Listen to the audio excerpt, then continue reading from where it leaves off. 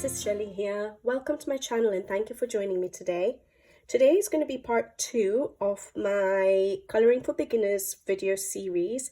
I did part 1 maybe about a week ago, where I discussed what the series was going to be involving, and we discussed how I choose a page or how you can choose a page, and just touched a little bit on choosing mediums for the page that you're going to color. Today's video is going to be a very hard one for me, actually. How I choose colors, or choosing colors, and where on the page to start. Now, the reason this is really difficult for me is because, to be honest, when I started coloring, I did not look up color theory and I did not follow instructions and the right way to do things. I literally just sort of went with my heart. I know it sounds odd, but I follow the rule. My color theory, my personal color theory is that if the colors look good together, go for it. And that's how I do things, basically. But I will try and sort of discuss a little bit about color theory, and then a little bit about where else you can get some color ideas and how to choose colors for your pages. Now, I have got the color wheel in front of me, so I'll discuss it very briefly because I am not an artist. I have not learned color theory. I have not even really looked up videos on color theory because it confuses me. And I know that's silly because obviously there is a science behind choosing colors, and I understand that. But I'm a colorist and I just want to enjoy the hobby. I'm not doing this for professional art and selling stuff and all of that. So I choose colors that I enjoy using, and I think, in my opinion, I like how the colors look together, and that's how I usually choose my colors for my pages. Sometimes it's just a feel that I get that I want to use this particular color, and then I'll try and choose colors around that particular color that sort of, look cohesive. So I don't probably do it the right way that you should do art, by following color theory, following the science behind color theory. But I'll still share a little bit of that information with you in case you would like to do it that way. The little bit of information I have, or a little bit of understanding that I have with regards to that, and maybe the picture that I've chosen. I showed you guys last time this mythographic paradise by Fabiana Attanasio. This is the page we chose, or I chose. If you remember, I did have an idea when I looked at that page. I had an idea what I want the color of the background to be, the sky to be, and maybe I'll try and see on screen. Probably the first time I've had to choose colors on screen, but I'll try and see if I can use the color wheel. We'll see how it goes. But maybe don't hold me to it, but maybe I'll try and see with the color wheel whether I can do the page and choose colors that will go together using the color wheel. But I'm going to discuss other ideas and things that I normally use to choose my colors for my pages, and it's not normally the color wheel. But let me get started. I'll quickly discuss a little bit about that color wheel in case you would like to use it, and it will help in certain situations, definitely. And I'll probably show you an example. I think I did it subconsciously in one of my pictures recently, but when I looked at the color palette and I was going to talk to you guys about it, I realized that, oh, I actually did subconsciously use a color wheel. So yeah, I'll show you an example of that. But yeah, let's get started. So the first thing will be color theory.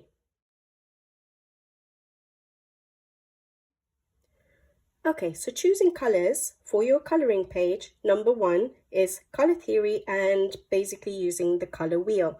Now, I don't have any notes for this. I'm just going to try and talk myself through it and talk you guys through it, okay? So there are lots of different kinds of color wheels out there, and this is the one I picked up literally just because I saw it in, I think it might have been W.H. Smith here in the UK very early on. And the reason I picked it up is because I must have watched a video where they said, oh, to choose colors, make sure you have a color wheel. And so I think I picked it up because of that. And I don't really use it that much. But anyways, I picked this one up because that's what was there. I think it was W.H. Smith, or it could have even been Cassart. and it was the only one there, so I picked it up. I didn't know that there were different types, so I'll talk you through the color wheel that I have. Now, the color wheel that I have, first of all, we have all of our colors. We have two sides. One is this side and one is this side. Okay, so we'll talk about this side first, and we have all of our colors out around the edges here. All right, and one of the basic things I think we all sort of know from school will be that there are primary, secondary, and tertiary colors. And so we know that our primary colors are the yellow, the red, and the blue. So that's what we have. And so I'll go through that. So the yellow, red, and blue are the primary colors. And then the secondary colors are when you mix the primary colors together, what you get. And those are sort of in the middle between the two colors that you mix. So say, for example, you mix the primary color yellow and the primary color red, you'll get the secondary color orange, which is in the middle of the two. If you were to mix the primary color yellow and the primary color blue, you would get green as the secondary color. Similarly, if you were to mix the red and blue primary colors, you would get violet. I would say purple, violet, yeah, basically. So those would be your secondary colors, the orange, the green, and the violet. And then the tertiary colors are actually mixing your, if I'm not mistaken, mixing your secondary colors with your primary colors. So say, for example, you take your secondary color orange and you mix it with the primary color yellow, you get a yellow orange. Or if you mix your secondary color orange with the primary color red, you get a red orange. Similarly, on this side, if you did your yellow primary mixed with your green secondary, you get the tertiary yellow green. And that's how it works all the way around here. So all the colors we have here are the primary, the secondary, and the tertiary colors that you get. Now we have a little wheel here that goes around. There's a certain words that people use when they're talking about colors. Things like hue. Actually, we have it written down here, don't we? So here, it's very, very tiny. So it's very hard to read, but here we've just discussed primary, secondary, tertiary, and then we've got the warm and cool colors. So warm colors are generally, any color can be warm or cool from my understanding, but generally when people want to just generalize things, they'll look at the color wheel and they'll say that the warm colors are the oranges, the reds, the oranges, the yellows, and the cool colors are like the blues, the purples, and sort of the greens. But any color can be a warm or a cool color. So for example, if you took green but you added a little bit of blue to it, you get a bluey green, which is a cool color. But if you added yellow to it, for example, you get a yellow green, which is a bit more yellow, which is a bit more warm because you've sort of added yellow to it. So that's sort of what warm and cool colors are. Now I'm not going to go into depth with all of this because, like I said, I haven't studied art, I haven't studied color theory, and I don't know in depth what everything is. But for me, in an adult coloring book where I just want to enjoy the hobby, I don't think I need all the depth of the knowledge about the science of color. But I think that's generally what warm and cool colors are. And then we have some things written here. Now, hue is a word that's used quite a lot that I've come across, and that's basically the colors that you see. So that's yellow, that's green, that's blue, that's the hue, okay? And then the value, I think, is how dark or light it is, if I'm not mistaken. So if you take a green, you can have it a lot lighter or a lot darker. I think that's the value. And I think there's also saturation. Yeah, here, chroma, saturation, intensity. So the purity of the color, which determines, oh, you can't even see that. The purity of the color, which determines its relative brightness or dullness. So that's basically adding like gray. So say, for example, you had green and you started adding a grayish color to it, it would dampen down how bright the green is. Now, recently, I did my Artbook Dura, how I use my Artbook Dura pencils in adult coloring books. And if you remember, on one of the flowers, I used one one of my Albrecht Dürer pencils. Maybe it was a manganese violet or something like that. But then I used a grey of my Tombow dual brush pens to blend it out. Now adding grey to it just reduced the intensity of the purple in that color. So that's what saturation is. If you add grey to a color, it's going to reduce that intensity. It's not going to be as bright a yellow or as bright a green if you start adding grey to it. And however much grey you keep adding, eventually it will be completely grey. So you're dulling down the color completely, and vice versa. So if you want a pure green, you wouldn't have any grey in it. Hopefully that makes sense. Again, I don't know how necessary it is for adult coloring books, okay? So then the other thing that shows up in this wheel is, on this side of the wheel, is that we have an inner circle that rotates. And I think this basically, from my understanding, is just to show you how, if you were to mix colors, so maybe when you're doing watercolor painting, or if you're using pencils as well, if you try it out, you will see that it sort of works with pencils, with watercolor pencils. But basically what it's saying is, if we take the yellow, for example, and it says here, if you add red to the yellow, it's going to become orange. So that's how you would mix colors. If you don't have a particular orange, adding red to it will give you orange. And then obviously if you have a different type of a yellow or a different type of a red, you'll get a different type of orange. So basically that's what it is. So for example, if we stick to yellow, I rotate the inner circle and we're adding yellow to yellow, we're going to get yellow. It's going to stay the same if it's the same shade of yellows you're mixing, that is, again. So if you mix different yellows, you will get different shades of yellow. If you added blue to yellow, you'd get a green. If you added white to yellow, you'd get a much paler yellow. And if you added black to yellow, what would that be? To me, that looks quite like an olivey green, yellow sort of color. Okay, now if we tried it on a different one, so say let's stick to the primaries. Okay, so if we go to blue, if we added red to blue, we get a violet, and we know that because that's a secondary color, isn't it? So our primary color was blue and red, and if we added red to the blue, we got our secondary color, which is violet. So that's what that basically is. If we added our blue and yellow, we get a green. We know that that's a secondary color. If we added blue to blue, you just get blue. If you added white to the blue, you get a much lighter shade of blue. And if you added black to blue, you get a much darker shade of blue. Yeah? So basically that's what this inner circle shows when you're adding colors to colors. So if we go to the secondary, for example, let's just see what happens. Green and red,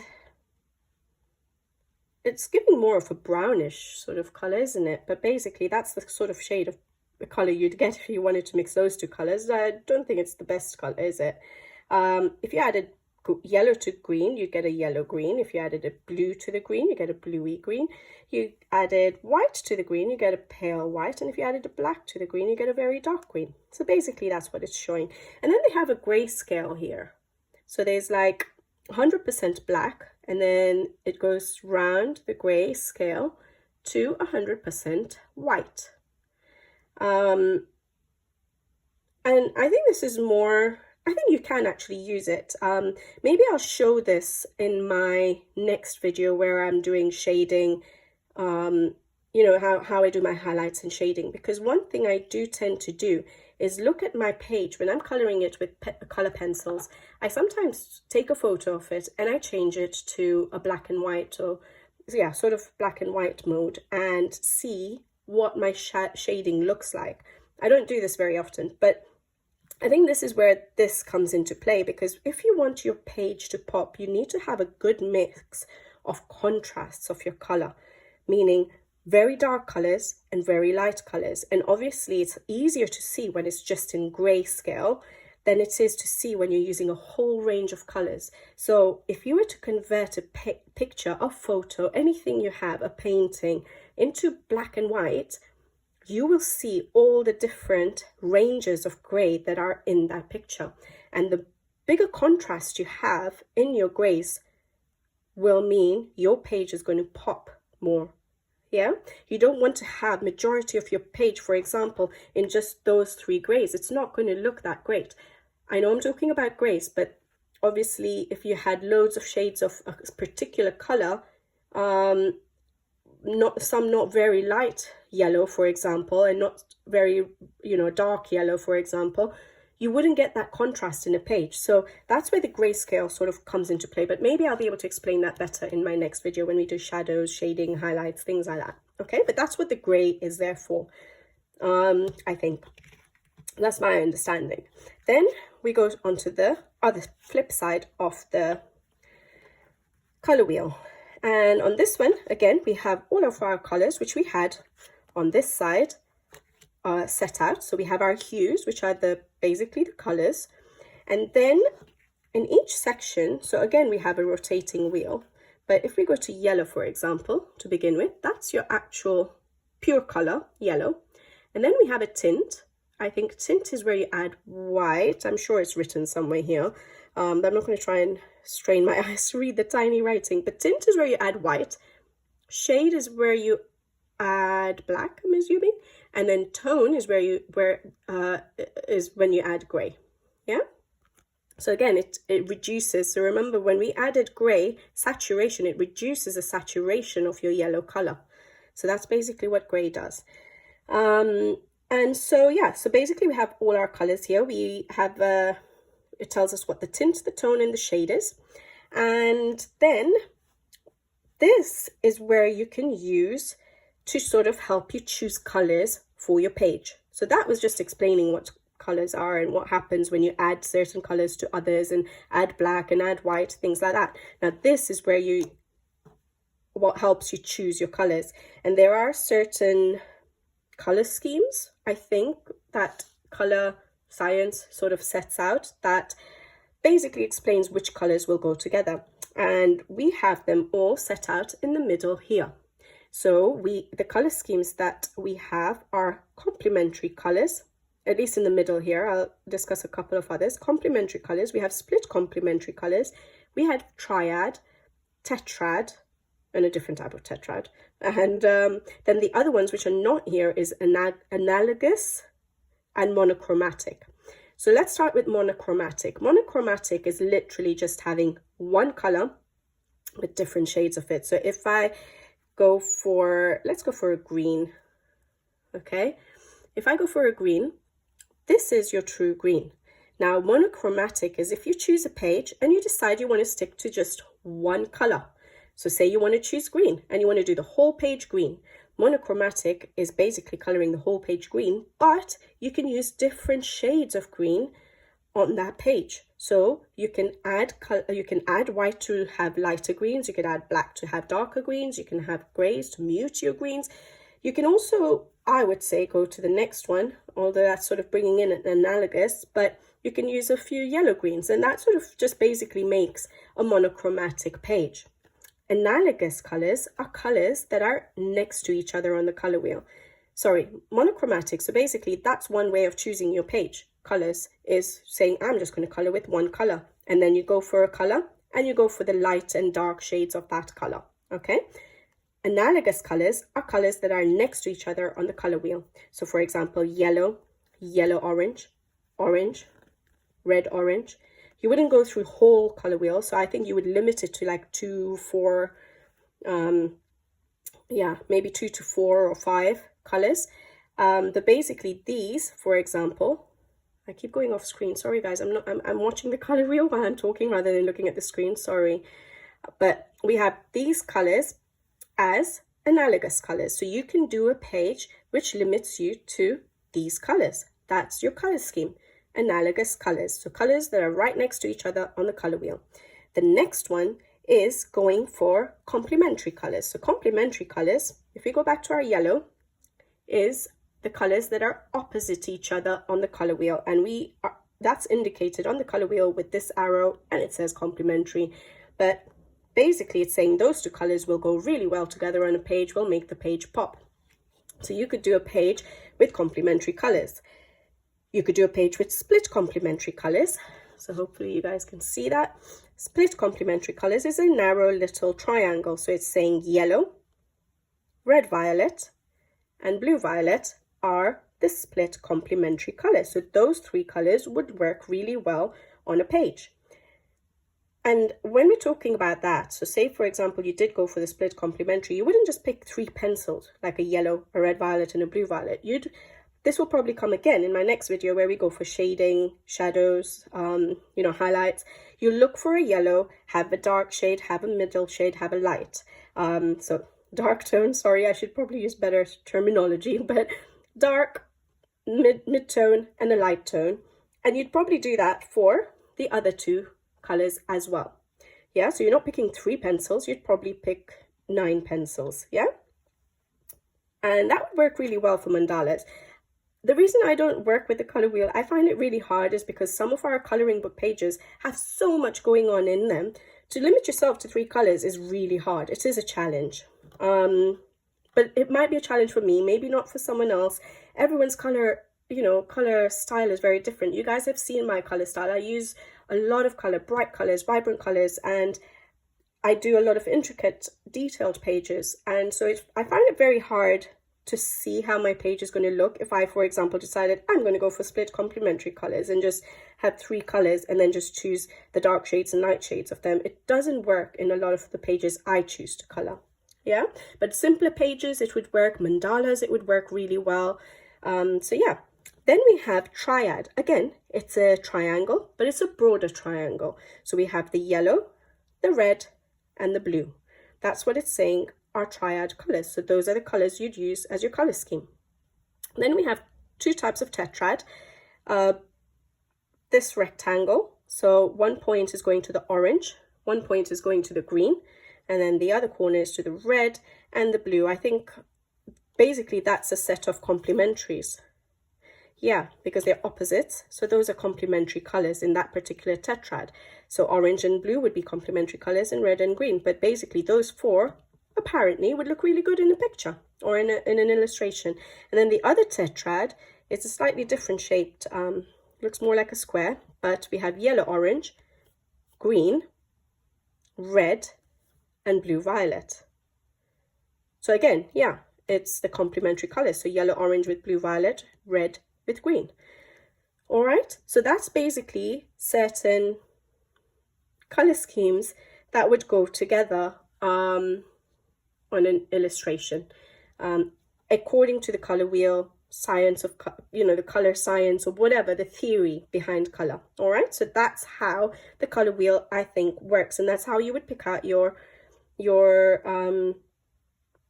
colors from a color wheel. Now, I wanted to give you an example where I actually did do it subconsciously, and I did it in this book here, Mythographic Menagerie by Fabiana Attanasio. I'm going to zoom out. Hopefully, there we go. Okay, and the page I had done, if you guys remember, this was this last month, was this page here. Very limited palette, not normally what I do, but I subconsciously chose the colors, I think, sort of. Did I? Let's find out. Let's find out. Sort of, isn't it? So I basically have 2 main colors on this page. I have my red panda and I have my background color with the crystals and all, which I've sort of used different shades to basically greeny blue. So I've gone for the blue-green, which is what I had chosen for my background. And then the complementary color to that is actually red-orange, which is sort of what my red panda is, isn't it? So yeah, I didn't actually pull out the color wheel for this page, but I obviously subconsciously saw that I knew a red panda because I used the reference. I used a reference illustration to try and do the red panda, and I had just sort of thought that, oh, the background will be really nice in that particular color, and I just went for it. I didn't think that, oh, let me pull out the color wheel and choose it. However, it sort of actually makes sense now when I'm looking at the color wheel. I did go for a bluey green, and my red panda is reddish orange. So the color wheel does make sense, but I find it hard to look at it and then decide on my pages, but it will be helpful for some of you. So yeah, this is an illustration. I didn't use the color wheel, but it just automatically happened that I chose complementary colors. I went for 2 main shades, 2 main colors, a blue, green, and a red, orange, and I worked with those colors for making lighter, sort of the snow lighter colors. The background was so dark and intense, so I added blacks, I added whites to change the shade of the color that I was using on that scale. Similarly, on the red panda, I had my darker oranges, I had my lighter oranges in the middle, and basically stuck to that color theme. So I used complementary colors. So yeah, that's how the color wheel works. Basically, I didn't use it for this, like I said, it was just subconscious, but I thought I'd show it because it sort of jumped out at me when I was having a look at the color wheel and thinking,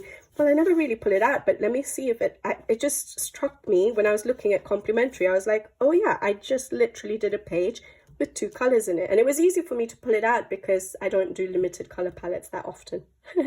Yeah. All right, so the next thing is yeah, I guess that's it about color wheel, color theory. So hopefully that makes sense, because like I said, I'm not an artist, I'm not an expert on this, I haven't studied much about this, I just got this on a whim because a channel told me to. And I thought, okay, so I need it for coloring, and I've had it since, like, so basically since around 2015 or whatever it was. So it's been, you know, in my stash, but I barely tend to it, but it is useful. We just saw that it is. All right, now I'll go on to the second point on choosing colors.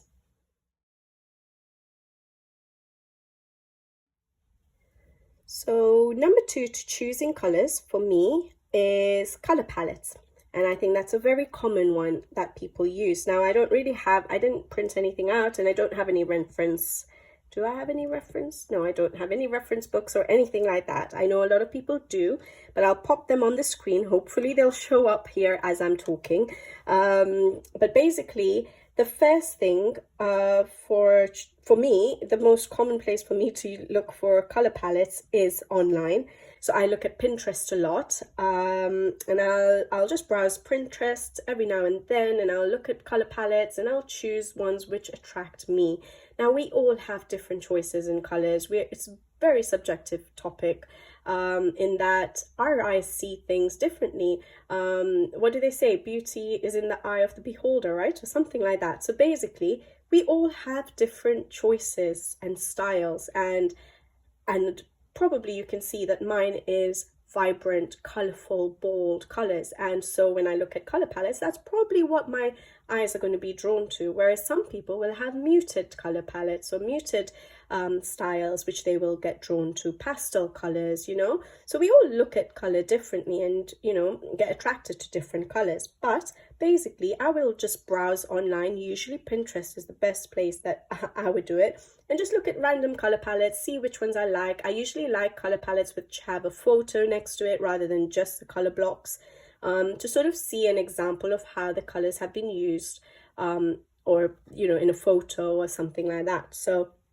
yeah, you can get color palettes online, and then you can match up your pencils that you're using to those particular color palettes. And then, like I said, you know, most color palettes will have like what, 5-6 colors on it, but you won't just pick out 5 or 6 colors. You will pick out a light tone, a medium tone, a dark tone, at least minimum, for each of those colors that are shown on the color palette. And then from there, you might, as you go along, when you're coloring, you might add some darker shades to that particular color that you've picked out, or lighter shades to give you your shadows and highlights and things like that. Again, that will come in part 3 of the series, where I do touch on how I do my highlights and shadowing and shading and creating 3D effects.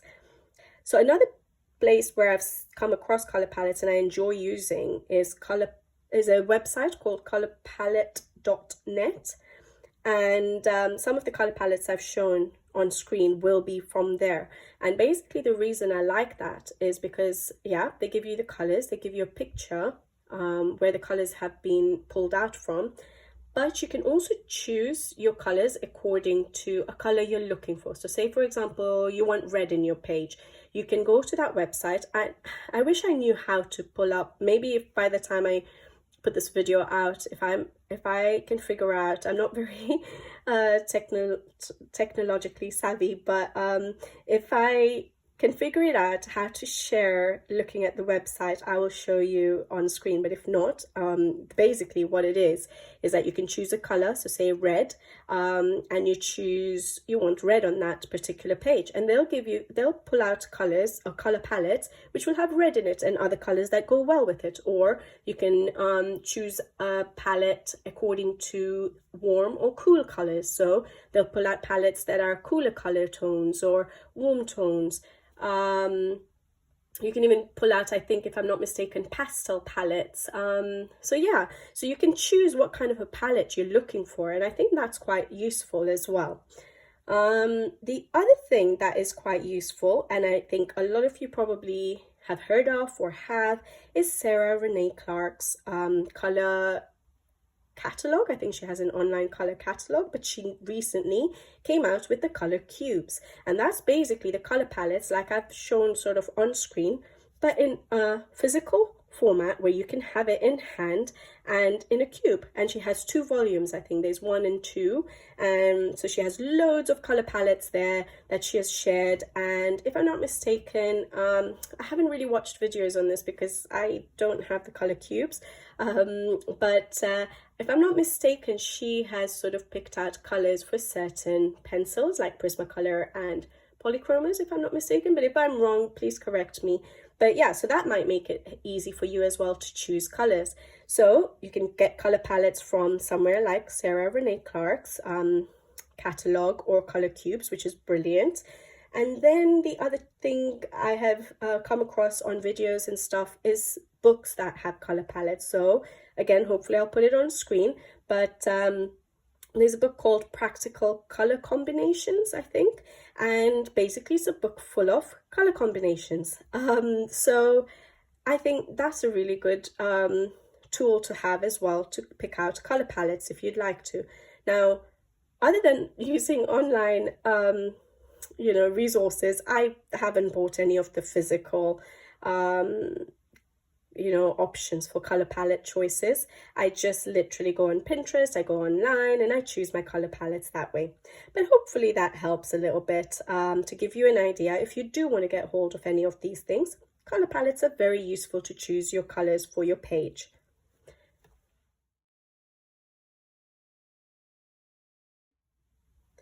My next point, or my next option for choosing colors, is inspiration pictures.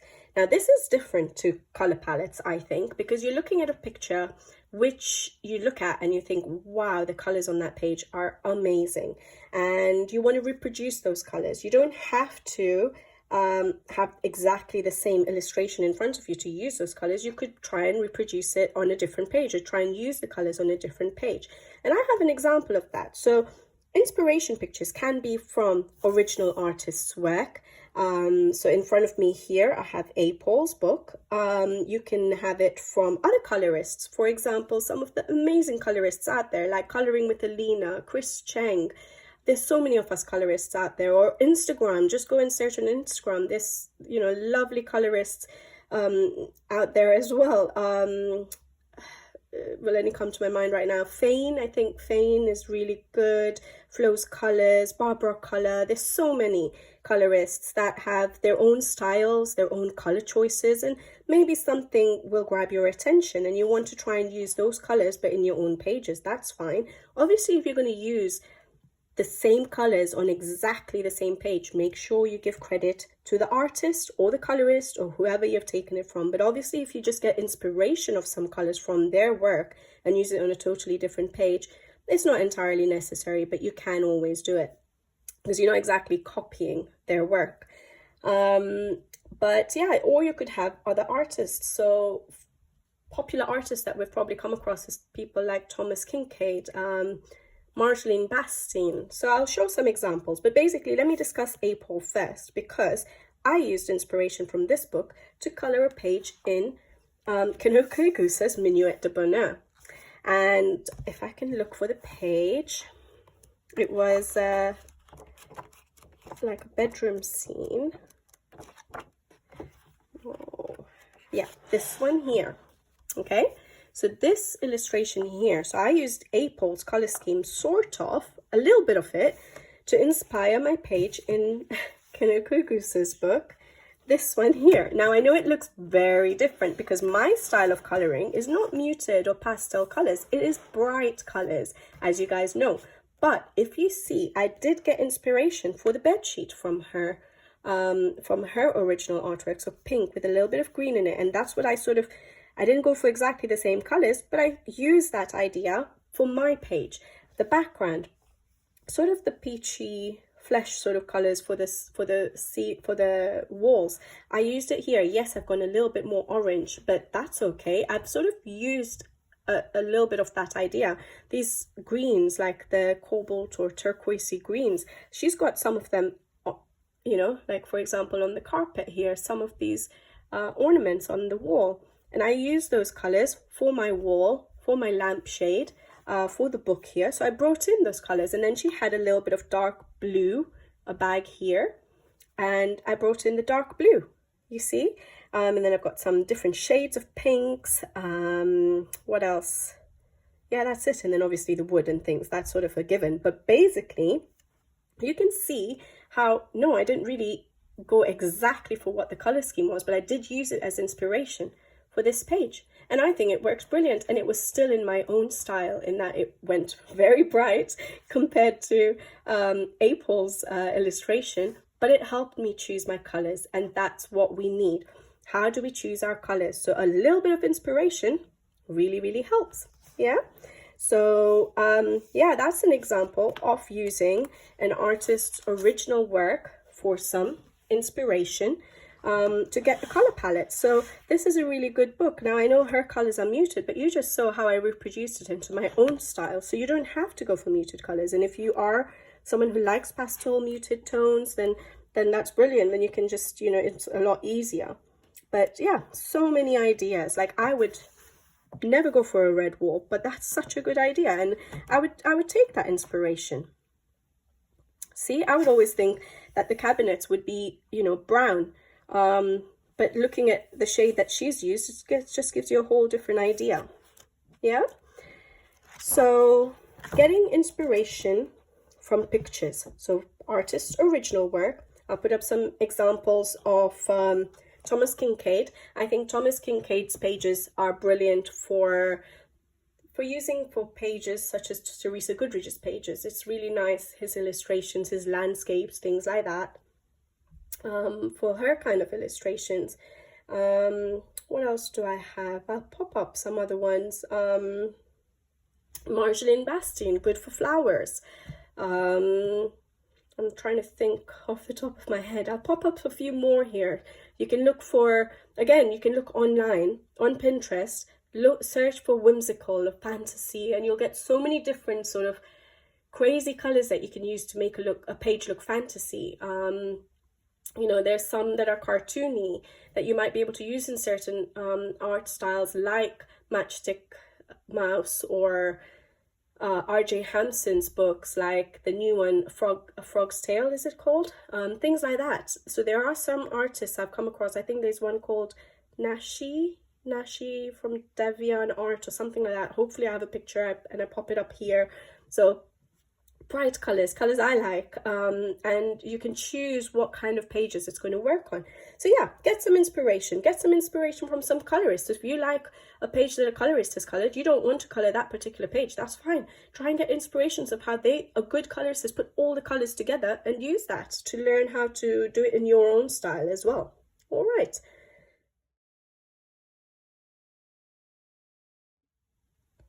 Okay, so point 4, and I was going to do it as point 4 and 5, but I've decided to combine it just now, is looking at nature, looking at objects around you, and looking for realistic reference photos. So nature, if you look out the window, look at the colors that you see. You know, there'll be certain colors that work together. For example, flowers. You'll look at a flower and you'll be like, oh wow, I never thought of doing those colors together. So look at flowers, look at objects around you. Like when you go shopping and stuff like that, you might go into a clothes store and you'll see a fabric, you know, with a print on it that you really like, and that might inspire you. Take a photo, that's fine. Take a photo, take it home, and then try and use it in one of your pages. Then realistic coloring. So look for reference photos. So for example, I showed you the red panda page. Yes, I looked it up. I looked up the red panda so that I knew where the colors should be. So for example, the whites and the oranges, I'll probably put a picture up in case, don't know where it is again, but yeah, I would never have known from my mind where to put all the colors. But I'll have it up on screen. I'll have a realistic photo up on screen because I can clearly not find it right now. Oh, here it is. Yeah, so I wouldn't know where the whites go on the red panda, for example, or where the fur is a lot darker, for example, on the arms and the legs of the red panda, you know, things like that. So you have to look, especially for like animals, look at reference photos, look them up, to help you decide how to do the shading or where to put what colors or what colors the animal is. Like for example, birds, there are loads of different colored birds, so look up the birds and, you know, figure out the colors. So for example, flamingos, I don't know if flamingos are not completely bright pink, they'll have more of a reddish tone to it, so look it up and do it. And this reminds me, hopefully I put up the color palette now. Again, I did subconsciously, I used a color palette for this because I think I was just looking at some examples to show you for color palettes, and there was one where there was pink and turquoisey blue, so hopefully I put it up on the screen now.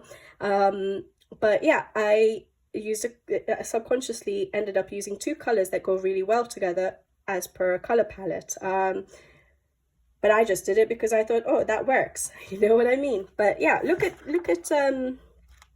up reference photos for animals, for birds, for fish. That really helps. All right. Then I'll go on to another point.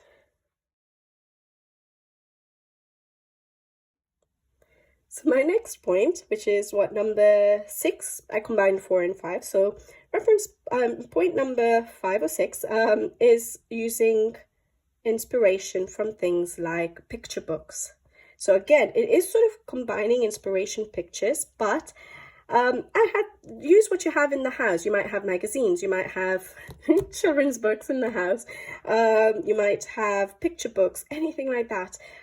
Basically, the reason I pulled out children's books is because whenever I read these books to my son, I have found that there's a lot that we can find in these books in terms of color combinations, because a lot of our books are a little bit whimsical, a bit cartoony, and you can use them. So for example, this book, I was just flipping through it and I was just like, whenever I read it, I'm like, wow, look at the color of the sky. So we have like a combination of yellow, greeny, blue sky. Gives you an idea for a page, and then you have here like a peach toned going to pink, going to blue sky. So it gives me at least ideas of what to use in my pages. That's a different tone of blue to that one. So use inspiration, and there are a lot of our books, like I would say Clara Markova's books, these sort of colors would really work. Rita Berman's books, and then obviously books like R.J. Hansen, Matchstick Mouse books. All of those books would have a nice would be nice illustrations to use these cartoony kind of pictures. Like I would find it very hard, like look at this snake here, it's purple and yellow. Now I would normally go for realistic colors, that's me. But looking at it on this page, if I was to color a page that had a whimsical or cartoony nature to it, that just gave me an idea now that I could do a purple snake. It would not have come to my mind otherwise. So inspiration from, you know, art styles like this. This is a Disney one, so obviously we know Disney work is really nice. But again, I really like in this section, the Alice in Wonderland section. And I think I like this because of the colors, the brightness, the boldness. Look at all those colors together. And that gives you, that you can just basically use those colors. It doesn't have to be an Alice in Wonderland page. That would look really nice on a Clara Markova page. The bright, bold colors. I absolutely love that section in this particular book. Then we have, I found this section really interesting, the 101 Dalmatians artwork. Look at this page, such limited colors. Now, I don't usually color like that, but look at the different shades. This is going back to maybe the color theory using a monochromatic sort of page where there's so many different shades of like reds. So reds going into pinks because you're adding white. So dark shades of red, mid-tones, light reds. Such a nice limited color palette. So I really liked, like, look at that scene. Just gives you a totally different idea of how to tackle a snow page, and it still looks snowy. I would have never thought to do a sky like that for a winter sky. So it just gives you some ideas, doesn't it? So yeah, it does go back to a similar point of using inspiration pictures, but basically I'm saying, yeah, you can use it, you know, pictures that are around you. Look at that. So we have our yellow, orangey sort of jungle themes. But yeah, I really liked that. Look at how warm you can make a page look. So this will just basically give you ideas for things like that. So I really like that. Whenever I read that book to my son, I'm always looking at those pictures and I'm like, wow, look at the colors, look at the colors. I'm just so inspired. I know these are all kiddie books. That's what I have in my house. But like this page, there's so many different, look at this page. Yes, there are hints of other colors, but the greens, you can learn how to use, sorry, it's reflecting there, how to use different shades of green on one page. Look at how much green it is, yet there is a depth to the page. There are highlights, there are shadows. Look how dark that area is. Different kinds of green. This is not as yellowy or green as that one. But the way it's all combined together, it looks cohesive. It looks amazing, doesn't it? So yeah, and then little pops of color, like the little bit of blue on that butterfly. So yes, I like. And then the water. Now I always go for blue water, but look at how this water has been done on this particular page. It just works with this page. Gives me an idea to use greenish tones for water one day. I haven't yet tried it. Something to try out. Yeah. So looking at, again, it's going back to inspiration pages, but I just thought I'd show this because I think I do get a lot of inspiration from these kiddie books for certain whimsical fantasy books that we have in our coloring books. Now look at all those colors. I would barely use yellow and orange in a page, and this page is just all yellow and orange, and then you have the little hints of like purple. Okay, do I have the color wheel? Yeah, here we go. Look at that.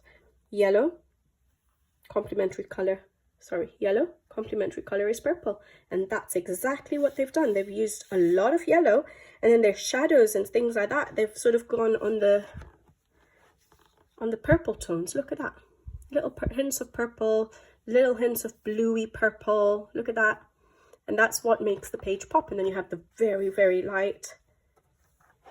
Just looking at the color is amazing. And then you go to a different page and yeah, again, they've used a combination of purple and yellow, complementary colors, to make it pop. It gives you ideas for using different shades for your leaves and stuff like that as well. So yeah, I really like looking at my son's books, as sad as it sounds, to get some inspiration for colors, because yeah, my style of coloring is vibrant, bold, you know, colorful, and children's books are basically that. Yeah, going on to the last point. So my last point, which is sort of point 7, is using a random color palette generator. And I found a website where I don't think you can access everything if you don't pay for it or have a subscription for it, but you can access basics, and it's called colors.co, I think. And I've also got, I don't use it that often, but it's an option if you want it. But there is an app for it as well. And hopefully, again, before I put out this video, I can figure out how to share a screenshot or something, and if I can, it'll be easier for me to explain. Otherwise, I'll try and put some snapshots up on screen to sort of just show what the website has. And the website basically chooses colors at random for you. So it's, you know, you come onto the screen and it has like 6 or so colors or whatever. I can't remember off the top of my head. And you press the spacebar and it gives you another random color palette, and you press the spacebar and it gives you another random color palette. So it basically gives you color palettes of colors that go together, like the normal color palettes we've sort of discussed earlier on. However, what you can do on this website is, say it gave you a choice of 6 colors on a color palette, or it's given you a color palette, and there's one color on that color palette you really like. You can lock that color. So basically it means you pick that color and you can still carry on choosing a color palette, meaning now that particular color you have locked, you can, it'll stay there for you. And when you press the space bar, the other colors that you have not locked will change, but the colors it changes to will be colors that go well with the color that you have locked. So it gives you other options to use that particular color you liked from that original color palette, but change the rest of the color palette to other colors that you might prefer. And again, you know, you might breeze through a few and then you decide, oh, actually that I really like that color with this one. So you'll lock that one, and then you'll carry on choosing colors. And each time you lock in colors, the color choices that they show the next time round will be colors that will match well with the 2, for example, you've locked. And like that, you can create your own color palette. And I think that's a brilliant idea. And I'm going to try that again, because I had the app on my phone and I looked at it and I'm like, why haven't I used this? I've barely used it, but it's something to try out and see if you can create your own color palettes. And yeah, so hopefully I've been able to sort of show it on screen, or at least screenshots of it on screen, and you'll get an idea of it. So I think that's brilliant. So it is sort of a random color generator, but you can still pick and choose what colors you want in your own color palette and just create basically your own color palette. So yeah, hopefully that's useful. So I've shared about 6 or 7 points of how to choose colors for your page. But like I said, my theory for color choosing is if the colors look good together, when I pick a color and I see colors are looking nice together, I just go for it and I just color from my heart and whatever I feel like. So it's not that you have to follow these rules, but it's just sort of aids to help you pick colors when you are stuck, when you can't see which colors look well together. Because yeah, like I just showed you, I use inspiration pictures as well, like I did for the April page. So yeah, I do use inspiration a lot, and sometimes I'll start a page because I know what color I want to do on that particular page, and then I'll try and figure out the rest of the page as I go along. So it depends, but it really helps to have some ideas of how to choose colors, because yes, that's one thing that people do get stuck in, and I still get stuck in. But one thing I did want to mention is what has made it easy for me to learn color is sticking to one set of pencils. And I've realized that, because I'm not saying you don't have other color pencils. What I'm saying is if you have loads of color pencils in your collection, that's perfect. Pick the one that's your favorite. If you're trying to learn how to choose colors for your pages, pick the one that's your favorite and work with those color pencils until you know those color pencils inside out. And with those color pencils, you will learn how to see which colors go together well. And from there, you will then be able to branch out and start using all your other color brands, all your other color pencil sets, and you'll be able to put the colors together easier. If you jump from set to set to set when you haven't yet been able to familiarize yourself with color choices, I think it would be really hard. And the reason I'm saying that is because I know I've stuck to these pencils, yes, but I have had 2 other sets of pencils, like I've mentioned before, which was a Castle Art, and I've had the Black Widow pencils. And I have, surprisingly, the reason I probably didn't color with them is because I think I got them fairly early on in my coloring journey from 2020. I think I got them in 2020. And I hadn't yet got comfortable enough with these pencils. And then having 3 different sets of pencils and trying to figure out how to put colors together, and there were different shades and different pencil sets and things like that, it did confuse me a little bit. But then I realized when I started coloring, basically I decided I liked my Albert Dürer pencil and I started coloring with these. It's easy for me now when I'm thinking about what colors go well together. I know what colors go well together. I know that my yellow greens, which shades of the greens go well together for leaves, if I want a yellow green sort of realistically, for which shades of pinks go together, or combining the colors, like my red, violets, magentas that go well with the greens and things like that. Like, basically, I've learned these pencils inside out. I know how to choose colors for these pencils, but now if I was to start using a different set of pencils, I would be able to use my knowledge from how I've learned these pencils with my other color pencils. I hope I make sense. I'm not saying don't have lots of pencils, have them, 100% have them, because you get shades and different sets of pencils. I'm just saying, if you're trying to figure out choosing colors, maybe spend a bit more time with one set which you really enjoy when you're consciously making an effort of doing, learning to choose your colors for a page. Stick to one set of pencils and try and figure it out with that set of pencils, and then reproduce that those ideas to all your other pencils, and then combine your pencils and everything like that. But I think that's what has helped me personally, because I'm that sort of a personality. If I had so many different sets, I think I would get confused. And so it does help. Like, I find it really hard to just combine sets as well, because I know there are some really nice pastel shades in my Black Widows, which I don't have in my Albrecht Dürers. And I just find it quite daunting combining the two shades. But that's probably a skill that will also come later. So I'm probably still developing my coloring skills. But yeah, that is one thing I just wanted to share, that I think it's good to get comfortable with one set of pencils, whether it's a smaller set, whether it's a bigger set. I think I liked having a bigger set because I don't have to worry about mixing colors together like we discussed here, where, if you mix this color with that color, that's the color you get. At least if you have, it can be daunting for some people having so many color choices, but for me, having this dark red going into a pinky red, going into a lighter pink, already set out in a set of pencils. These are not going to look like good pencils to you guys. They're very loved pencils. So I know on a lot of channels you'll see full pencils, but in mine you'll see all the tiny little ones and the longer ones.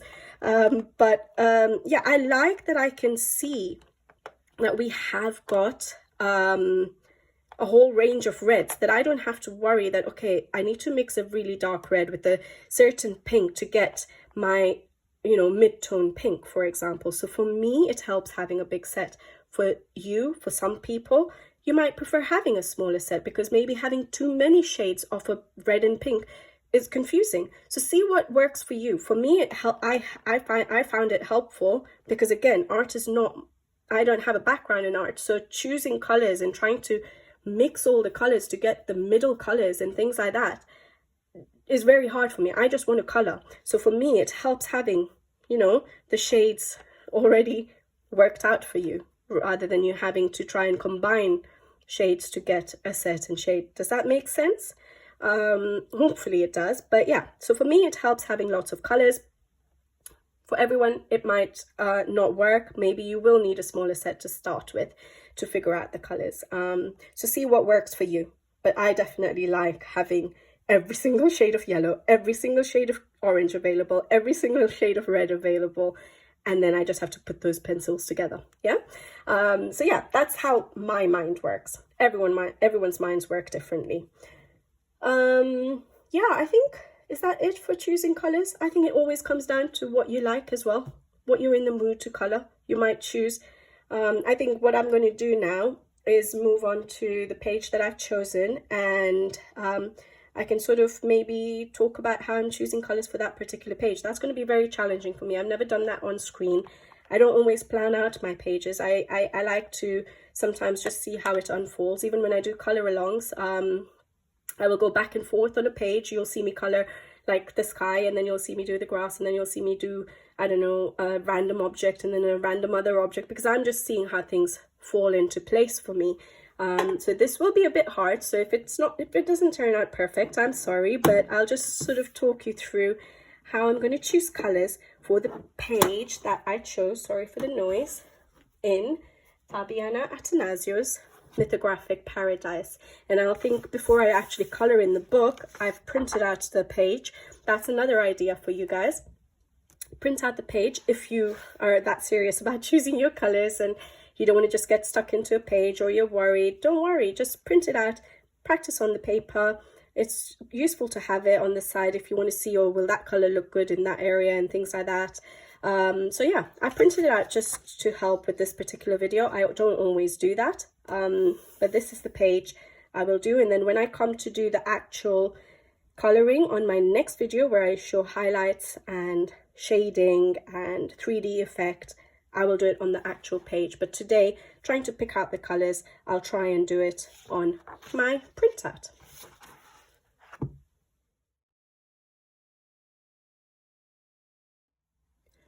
Okay, so we're going to try and pick some colors for the page I just showed you. All right. Now, I would recommend, and I know a lot of people already do this, is have a swatch of your pencils. Even if you know your pencils inside out, it helps having a swatch, because just looking at the colors will help you see what colors go well together. So yeah, I would always recommend swatching out your pencils, especially if you have more than one set, because then you can compare sets and see, okay, I don't actually have a certain kind of pink in this particular set, so let me use it from there. Like I said, that's a challenge for me still. It's still something I need to work on, but it helps having all your pencils swatched out.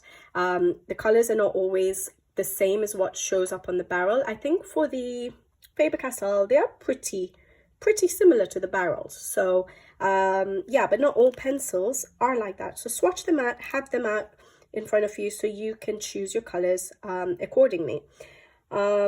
Now, last time, if I'm not mistaken, in the last video, I said that I could picture what I wanted my sky to be. And sometimes that's literally how I choose my colors. I just look at a page and there's always something that jumps out at me on that particular page. And sometimes it's the main element, sometimes it's the background. So depending on what jumps out at me, I will choose a color for that particular element, and then I will go ahead and choose the rest of the elements on that page that will work with it. Now, if you remember, I had mentioned that for some reason, I wanted to go for a red violet-y kind of background. I don't know why, because usually I would go for cooler tones like blues and greens and things like that, which are always the safest to go for, by the way, for backgrounds. But for some reason, I can see a red violet sort of background and going into yellow, and then I might have a very light glowy sort of yellow planet. Now, this is just all in my mind, and this is how my mind works when I'm looking at a page. So I don't know whether it's going to work or not, but I'm going to try it, and I might fail because I'm doing it on screen and I'm not really, you know, I'm just basically sharing my raw thoughts with you guys and how I look at a page. So I looked at this page, and the way my mind works, I know these are going to be greeny blue sort of colors for the birds.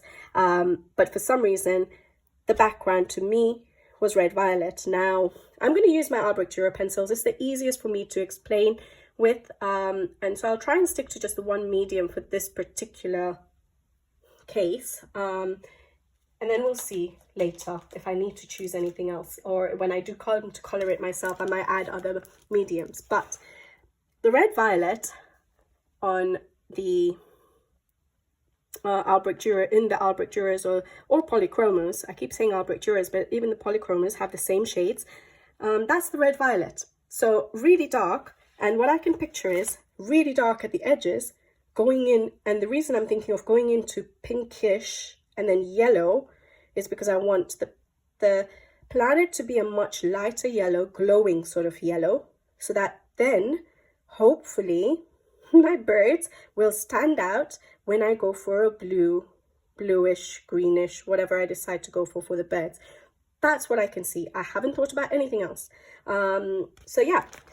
What I had said at the beginning of the video is I was going to see how my mind works with regards to the color palette. So I've chosen to just bring it out to see how it works, because there is red violet.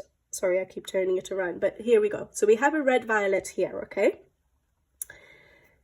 If I was to, because that's the color I've chosen, I want to work with red violet on the background. That's all I know. So for the red violet, if I can't just work with two colors on a page like this. Actually, you could do, but I find it quite challenging to work with just 2 colors, but to be honest, that might actually work really well. So red violet with green tones, because we have leaves and stuff.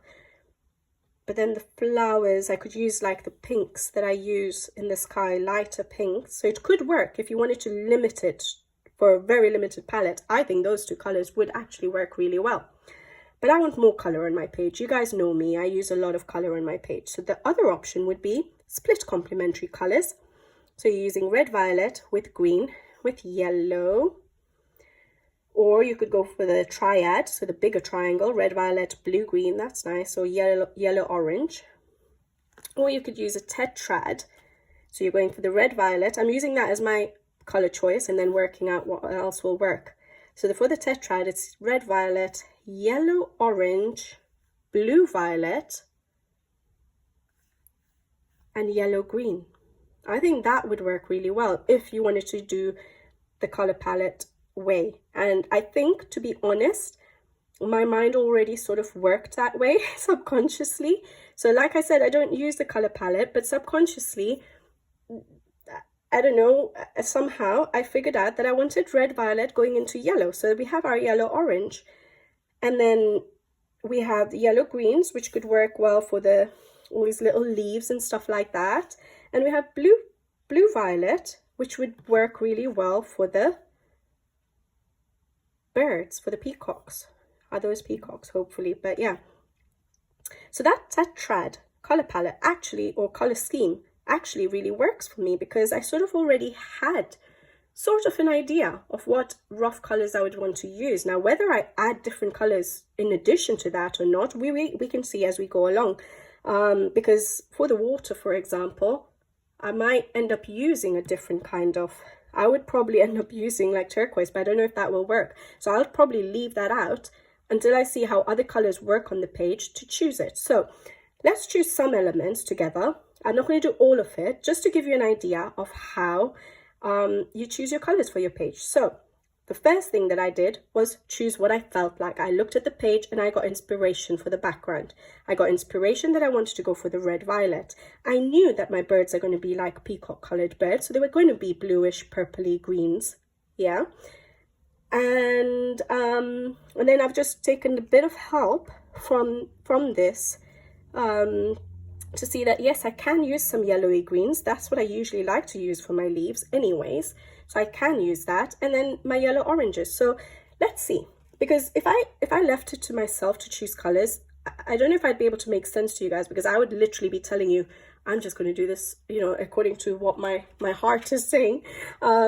So that's basically how I color. I choose what jumps out at me. I know roughly a couple of elements on the page, and then I just see what else works.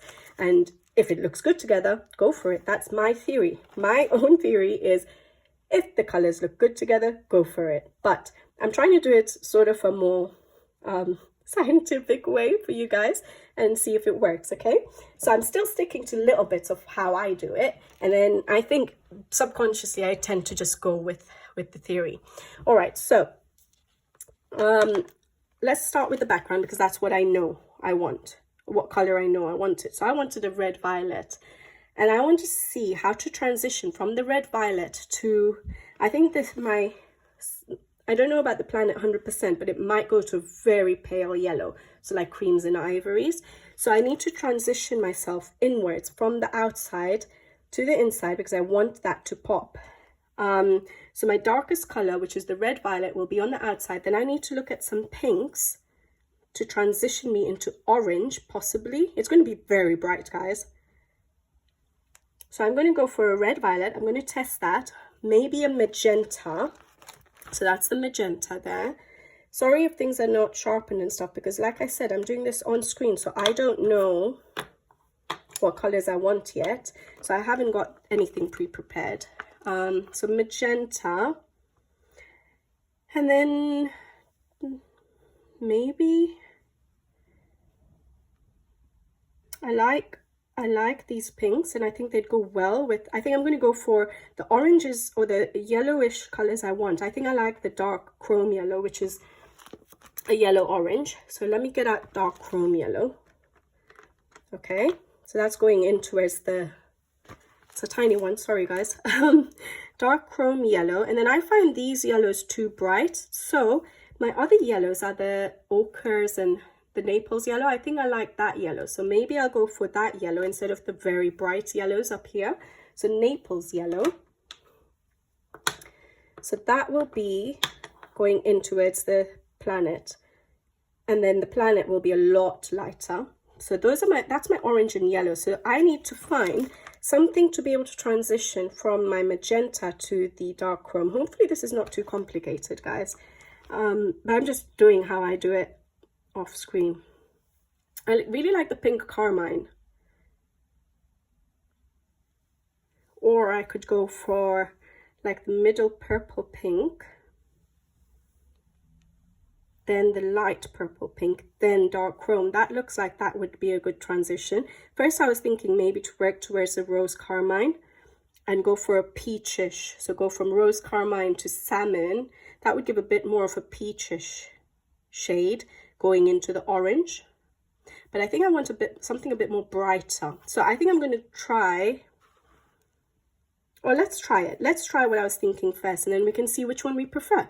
So pink carmine. All right, where's my pink carmine? This one. Going into rose carmine. Okay. And then salmon. So that's with my skin tones. There we go. Okay. So that's one set of colors. So I've chosen my red violet. So the darkest shade I've used is the red violet. Then I've gone for lighter shades of colors. So I've picked more than 3. So I know I said dark tone, mid tone, light tone, but I tend to use a lot more shades in between. So this would be my mid tone. This would be my light tone, and I've sort of got another transition to colors. And then I've not put that many yellows yet because I think a lot of the yellow will be part of the planet, which I don't know yet. So I've just gone for a yellow, orange, and a yellow. And then the other colors I was thinking of were the pinks, because that makes it a little bit, not dull, a bit muted. I was thinking maybe middle purple pink, light purple pink. Yeah, so let's see. Okay, let's see how it works. And it's good to test these out so you see how you like the colors. And that's why it's good to have a sheet of paper, whether you print out the actual page or you just have a plain piece of paper to test your colors. It's good to test it out. Okay, so this is for my background, red violet, which is 194. And I'm trying to see what the blend is going to look like. I'll probably use water to activate in the actual book. This is the magenta, 133. So those two go really well together. I'll probably even darken that up even more once I do it on the page. So I'll probably look for a darker shade or a shadow color that will come for that. But I can always do that on my next video. We just need to find our main colors. This is pink carmine, which is 127. So that gives it a bit more of a reddish tone, doesn't it? I don't know. Let me zoom in a bit. Okay, this is rose carmine, I think 124, and salmon, 130. And then I was thinking, if it works, to transition into the yellow orange and the yellow. So that looks quite nice. But I'm thinking, I feel like I want to be a bit more pink than this reddish tone. So instead of the pink carmine now, I think instead of these 3 colors, so pink carmine, rose carmine, and salmon, I'm going to try the middle purple pink, the light purple pink, and yeah, so let's try that. Okay, so this is my red violet. Hopefully you guys like this. It's very hard to discuss how I choose colors. Yeah, magenta. Then instead of going for the pink carmine that we did, I've stuck to middle purple pink. So it changes the color a little bit, you can see. So it's a bit purpley. I think I might like that more. Yeah, and that's light purple pink. And then still using the same yellow, so the dark chrome yellow and Naples yellow. I think I like that transition more because to me that looks more pinkish than that one. So this is the one I'm going to use. All right, so that's how I choose it. And then if you are printing out your page, if you are printing out your page, you can always test it on the actual page. So we have I planned out how I'm going to do this? I think the background is going to be really dark, but let me just try. Where should I try from? Here, let me try from here. Can you see it down here? So red, violet. And the reason I'm doing this is because then you can see on the elements themselves how the colors are going to look, whether you like the look of the colors. Okay, so that's red, violet, magenta. This is very, very rough because you're not actually coloring. You don't want to spend so much time on coloring on your rough paper and then waste all that time and then not get time to actually color your main illustration. So this is just a very rough idea to help you picture what it's actually going to look like on your main illustration.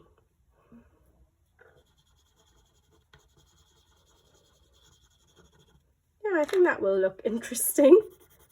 This whole illustration might not work, but that's okay. You do what you feel like, and if it doesn't work, it doesn't work. It's just a coloring book. It's just a coloring page. It's not like a professional piece of art, is it?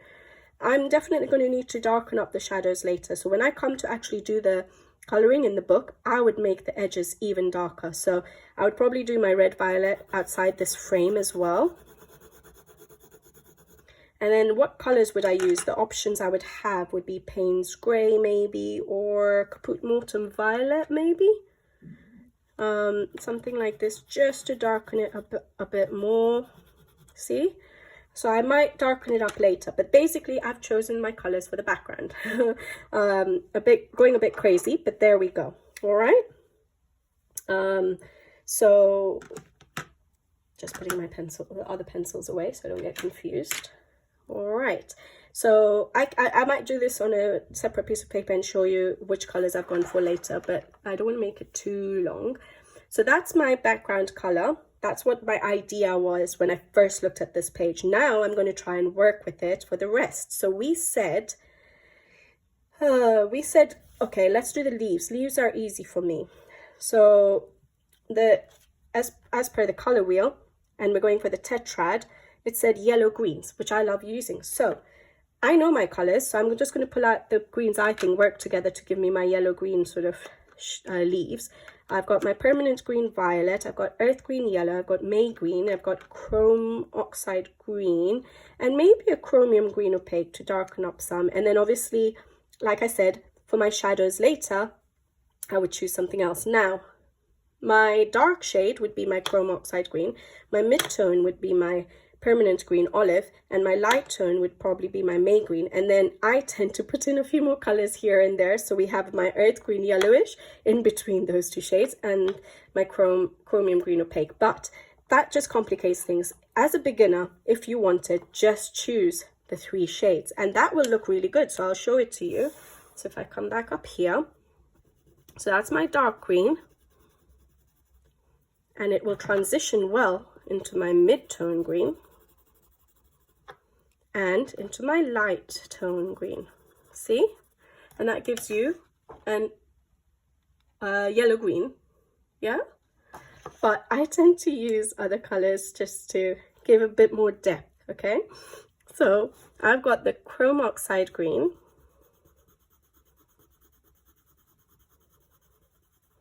Yeah. In some leaves I might use my chromium green opaque.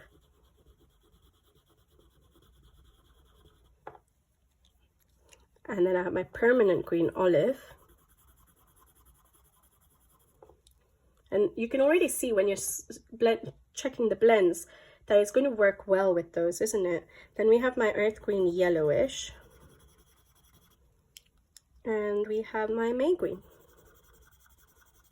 And then I might want something lighter. I might go for like an ivory to make it give me my highlight if I need to. Or I might go for like cool grays, warm grays, black, dark indigo, mauve, any of those colors to darken up my darkest shade if I want to in the picture, because that's what helps the page pop, creates a contrast like we were discussing, and creates a 3D effect. But these are the main greens, yellow greens I'm going to use. And so if we try and use it on the page and see if it works. So we have some leaves there. We can see how it's going to work right next to it, next to my background color. I'm just doing this so roughly just to show how the colors are going to work and whether it looks nice with my red violets. So very, very rough. Yeah, that looks like it'll be a decent green. Obviously I need a bit more highlight to it. But yeah, so all of these elements, which are they on screen? I have very limited space here, guys. But like these leaves down here, let me just try it. So even these ones, I would do the same shade of green. You can change it up a bit later. You can use different shades a little bit. Like you can bring in olive green, yellow maybe, touches of it, just to make your leaves look a bit different if you wanted. That's going a bit more complex or advanced. But I when I'm coloring a page, I tend to just do things quite the same. So I'm using this, I would use the same greens for all of my leaves basically on this page. There we go. I think that green looks really nice with that. What do you guys think? Yeah, I think that will be good. So those are the greens I'm going to use for my leaves. All right. The next thing is figuring out the peacock. Now that I think is going to be a little bit hard for me. We could always use some of these greens in the peacock, but the main part of the peacock, I think the head, again, look at illustration, maybe look at a reference photo, but the main parts, just zoom out a bit again, will be blue, I think, like a deep, like what kind of blues do we have? So we have, take these out, all right. So I would think it should be, what did the color wheel tell us? It's told us blue violets. Okay, so it's not the true blues, it's not the turquoisey blues, it's not purple, the violet. The tetrad said red violet, yellow orange, yellow green, and blue violet. So what would the blue violets be in my palette? And I think they would be colors such as indanthrine blue, maybe. So I could use dark indigo as a very dark shade, maybe the indanthrine blue, which has like a purple tone to it. I could bring in a bit of Delft blue in combination just to give a bit more of a purple tone in certain areas, and then going into like these sort of blues here, cobalt blue maybe, or helio blue, reddish. I think those kind of colors, basically not the turquoise blues. I'm not going to use turquoise blues on this page, although I don't think that, you see, like I don't use my color theory. To me, the turquoises actually look really well. It didn't say so in the color wheel, but I like the look of the turquoises with the red violet. So I might end up using some, maybe for the water, for example. But I think for the peacocks, if we were to look at reference photos, which hopefully I can pop on screen or something, I think it would be like the purplish tones and these sort of blues, like the tallow blues or middle tallow blues, like those kind of blues, rather than the turquoisey blues. And I think that would be for the head and sort of going down the neck. And then some of the feathers later will be green. And we could end up using similar greens that we've picked out so that we don't have too many different greens, or just introduce some other sort of deep cobalt greens or some of the brighter or cooler greens. There we go. So these are the warmer greens because they have yellow tones to it. See, I never think this way, but there we go. So our yellow greens are the warmer ones, but yeah, we might be able to go for the cooler greens to give it a little bit of a different effect, and so it doesn't blend into the leaves. But for now, let me stick to the blues because I'm not so sure about the green part of the peacock. So For the blues, like I said, I'm going to go for, let me just bring this out again so you guys can see. I'm going to go for the indanthrene blue, I think, as a dark blue. And I like the helio blue reddish because I think that would be nice and bright. And peacocks are bright, aren't they? So I'll go for the helio blue reddish. And then for the lighter colors for the helio blue, we could go for the middle phthalo blue, but I think I want something to transition. Now, again, this would be fine normally for, you know, as a beginner. You don't need to go for something to transition between the two, but because I have the option, I might go for a cobalt blue to go in between my helio blue and my middle phthalo blue. And I'm going to go for the light phthalo blue.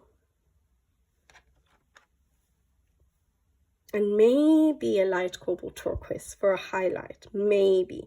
I'll pull it out, we'll see later. And then for a bit more shadow effects, I might pull out my dark indigo and Delft blue just to give a bit of a purple hint in some areas. I don't know whether I'll use the Delft blue. Definitely I'll use the dark indigo, but the Delft blue I'm not so sure about yet. But let me pull it out. And we can do a blend and we can see how that works. All right, so I don't know about my Delft blue yet. I don't know about my light cobalt turquoise yet, but let's try my indanthrene blue. Yeah, helio blue reddish to give a bit of brightness because peacocks are bright. When they catch the light, sometimes their feathers are really bright, aren't they? Cobalt blue. This is going to be a super bright page, guys. I don't know if it's going to work because I'm putting more thought into it than I normally would, but just to help you guys see how you can think out or plan out a page. For me, usually what I would have done is I knew what my background was going to be. I would have literally gone into my book and colored my background. And then I would have looked at my page, stepped back and looked at my page. Okay, and now what do I want to do? And I'll be able to see my next element. I don't plan out a page every single element at the beginning. Even when I do color alongs that I share with you guys on the channel, I color what I know and then I'll look at the page and I'll be like, okay, now what color is going to work? And I just go with my feel. So for me, this is a lot of planning, and I don't know, when I come to actually do the shading element, I might change up the colors, but at the moment I'm sort of trying to do it methodically and theoretically, just to sort of help you guys that are starting out to see how you can choose colors if you did want to plan it out, or while you're coloring. Like I said, I would step back, and for me it just sort of, I get a feeling that, okay, I like the use of a certain color, I'll use it. And you can do the same. You can test it on a paper and see, okay, yes, that color does work with that. Whether it's on the color wheel or not, color scheme, it's fine as long as I think it works well. Yeah, so see what works for you. But basically, then this is Delft blue, just to see if I wanted a little bit of hint of purple in certain areas. My dark indigo will be a very dark shadow area, and maybe a little bit of like, because I thought the turquoises actually went really well with the red violet when I put up the swatch chart, as I showed you guys. But those are the blues. What do you guys think? I think it could work, right? Or do you think the blues are not right? Not 100% sure. I think it works really well with the green. Sorry guys, I ran out of space on my phone while I was discussing the blues. So basically what I think is, I'm not 100% sure about the blue, but I'm going to stick to it. I'm going to just choose it, and then I'll see when I come to color the page. I will see when I'm coloring the page whether I'm happy with the choices or not. I'm just going to try it really quickly on the, I'm not doing proper shading or anything, but just on the peacocks, just to see how it's going to look. I don't know where my shadows are. I'm not putting too much thought into it because I just want a rough idea. All right, so that's my indanthrene blue, my helio blue reddish. I think it might work. If that background is yellow, that will make it pop, won't it? That's my cobalt blue. middle phthalo blue, light phthalo blue, and then, like I said, my Delft blue, just to give a bit of hints of purple in certain areas, like maybe the shadow areas. Dark indigo. There we go. Yeah, I like the color of it. Whether it goes with the red violet, I'm not 100% sure yet.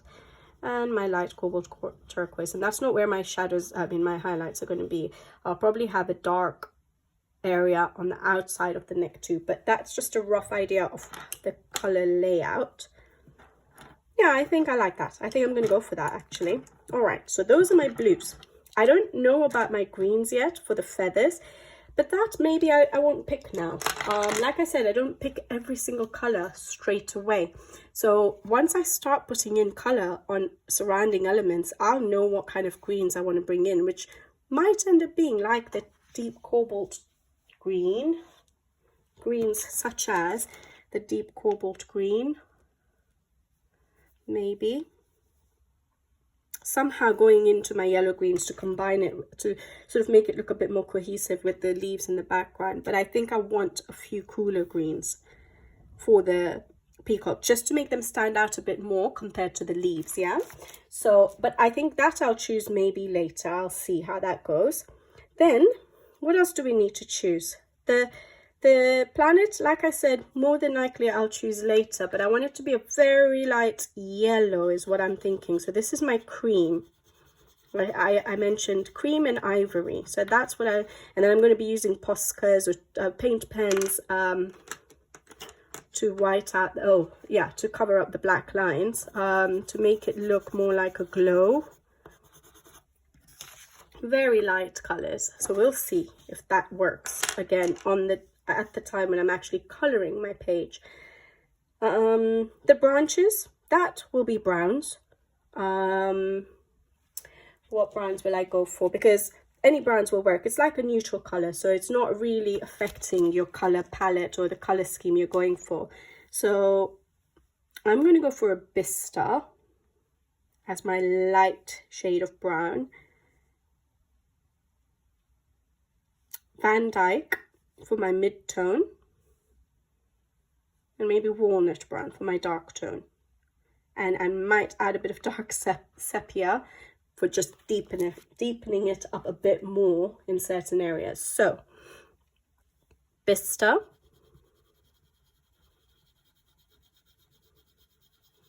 and now I do sometimes obviously use water to activate, and I'll not do that on this page. This is an inkjet printer. It'll just smudge up all the blacks, but this is just a rough idea, because I don't want to spend so much time on my rough sketch and then not get, waste all my time doing that and not the actual page. So this is just to give you a very rough idea to help you picture. If you're not able to picture it in your mind, help you picture what it's going to look like on the actual page. Yeah, this is my walnut brown. So I use the Van Dyke. This is walnut. And then the dark sepia, like I said, just to deepen up more the dark areas. Just going in with my Bista a bit more. All right. Yeah. There we go. I think that will work, won't it? Obviously, it's just browns. And then we have to decide, or I have to decide, the flowers. And I think there's a lot of bright colors happening. The background's going to be very intense, very dark. The peacocks are going to, the planet more than likely, from what I can picture right now, will be quite light, so that the peacocks in the foreground can be vibrant and pop out. So I think the flowers, to give a bit of contrast to your page, which is something we'll see later, but like I was trying to explain to you about the gray scale, that it's good to have contrasts in your intensity of colors. I don't know if that's the right word now, but your very dark colors, your very light colors, so your shadows and your highlights. So I think the flowers should be a little bit lighter to make it pop, but I think I'm not going to introduce a new color. So I'm going to try and use the colors I have in my background to bring it to the flowers. Now I can either go for the yellows or the pinks, and I think I'm inclined to go for the pinks. but I have to go for lighter shades. So my lightest shade of pink that we used in the sky was the light purple pink. So let's work with that and see if we can go lighter. So we have a light purple pink here. We could go for like a pink Madder Lake or a light magenta to make it a bit, to give you a lighter shade. So maybe we try doing that. So let's look at the shades. So we have pink, light purple pink, sorry. This is pink Madder Lake. Let me do it here. And we have light magenta. I like the light magenta, but it brings in a little bit of a different shade. Maybe light purple pink. What do you guys think? Let's go for the light purple pink. But we need to deepen up that a little bit, so we need one more at least shade. We don't want to go too dark, and it'll be very, if we do use a darker shade, it'll be literally either at the tips, if you want to go from dark on the tips of the petals towards the center being light, or dark in the center towards the petals being light. I think, let's look at our palette. I think I might go for the magenta, but we'll have to use it very sparingly. Or I could even use fuchsia, light purple pink, pink Madder Lake, and magenta. Let's try that. Okay, so I'm going to pick out another color as usual. I just add colors. Here we go.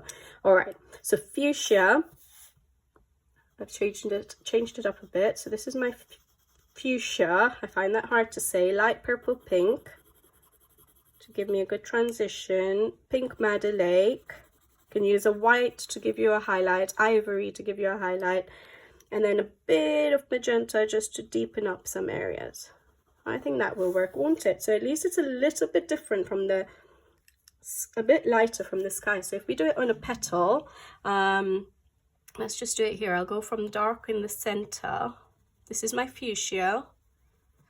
I want to keep more of a light area. So I'm not going to do too much of the dark mid-tones or dark tones, okay? That's my light purple pink. And then that is my pink Madder Lake. Obviously, I'd blend better. And a little bit of magenta, literally just in the center, and to give a shadow, which we'll discuss later. There we go. And then maybe I will bring in the white to blend and to make it quite a lot lighter. So we're maintaining a much lighter area. I shouldn't go into that now, make this video too long, but there we go. So I think those are my those are my main colors. The berries, I don't know yet. I might just end up using glitter gel pen. So I'm going to leave that out right now, because I do that sometimes. Some small areas I'll leave out, and I'll see whether I want to bring in metallic gel pens, glitter gel pens, paint pens, things like that. So for now, I'm going to leave out the berries. There's a chance I might even use like a gold glitter gel pen or something to just accent those. So, and even the centers of the flowers, I'm not sure yet. More than likely, I'm not going to go in and color every single one of those. I don't know what's in the center, the pollen or whatever it is in the center. I'm not going to do every single little one.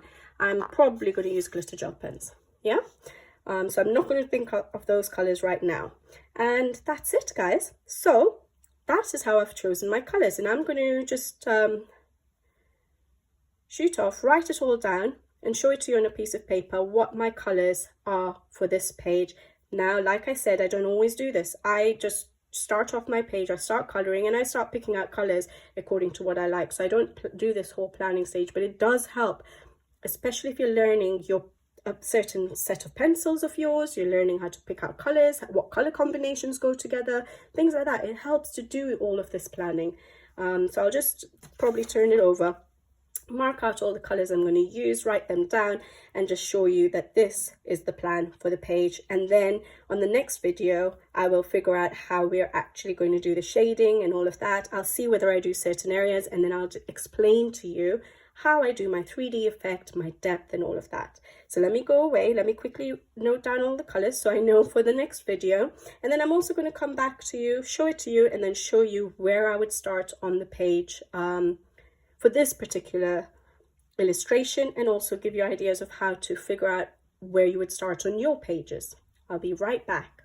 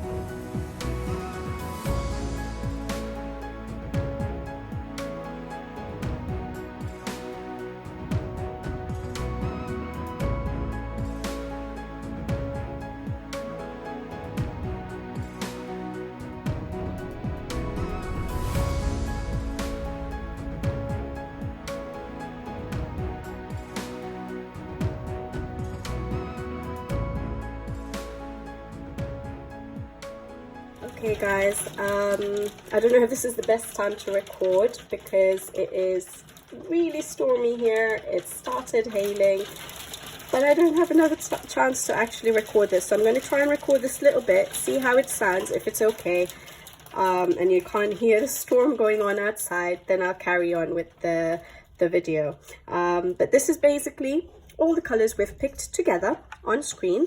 So for the sky, I'll get out the page. So I've just done an overleaf. Like I said, I don't go ahead and do my color palettes for an entire page like this. Sorry, even the lighting is going to be a bit weird now because it's become so dark and cloudy out there. But here we go. There's not that much of the video left, okay? So this is a page. We've decided that the sky is going to be those colors. The leaves are going to be my yellow greens. The peacock, the blue parts of the peacock, feathers, the head, the neck, and then some feathers will be these blues.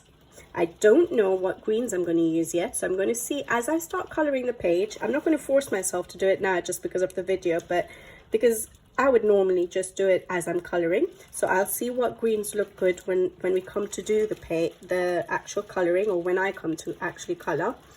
Then I've got the tree branch colors, so these branches, and the flowers, and possibly the planet, what I'm thinking about the planet. So that is my choice of colors for this page. All right, and hopefully it made sense how I was going through it. Obviously I knew what I wanted my sky to be, and from that I've sort of worked for the rest. Now I knew what color my sky was going to be, and very naturally I would have gone for some blues for the peacock, and I think I would have usually gone for these greens, but we did somehow manage to use the palette a little bit to come up with the rest of the colors as well. So hopefully this has been quite clear for you guys, and hopefully it makes sense. But like I said, I just choose colors as I like how they look on the page. Oh gosh, can you hear the thunder? It's crazy out there right now. I don't know, it started off like such a sunny day. It was gorgeous, and now it's like pouring, thundering, hailing, everything. I guess spring is coming. So the weather keeps changing a little bit. But anyways, then this is an idea to help you also pick your colors, where you print out your page. You can set out the colors in the actual elements for that page, because sometimes it is hard to picture what it's going to look like. So if you just randomly put rough color here and there, you'll be able to get a rough idea of what the page is going to look like, and you'll see whether you like it or not. So test it out, see what you like, do your blends, all of that, and hopefully this video has been useful and has made a little bit of sense. But like I said, I don't always go through this process, but it really does help, especially for intricate pages. But I've shared so many different ways of choosing colors, so hopefully it has given you a little bit of an idea of what might work for you. All right, now the last thing I wanted to discuss with you was where I get started on the page. So that's the last thing we'll be discussing today, and hopefully it won't be too long. So again, there are a few things I would use, or a few ideas I have to how I would start a page. Now, I would say the first one is go for the element that you know. So for me, in this case, is I know what my sky was going to be. That's the color I had sort of pictured when I looked at this page. And so even if I didn't plan out the whole picture, but even if I did, basically I'm going to be starting with my sky. So it's the element on the page. I know 100% sure that's the color I want my that particular element to be. So for me on this page, more than likely I'll be starting with the background.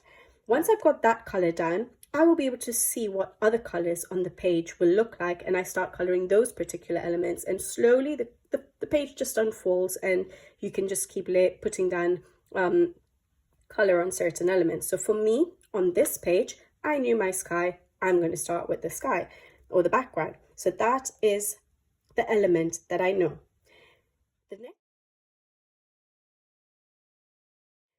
The next thing I normally look at, or the second option of where to start, would be dependent on the mediums you're using.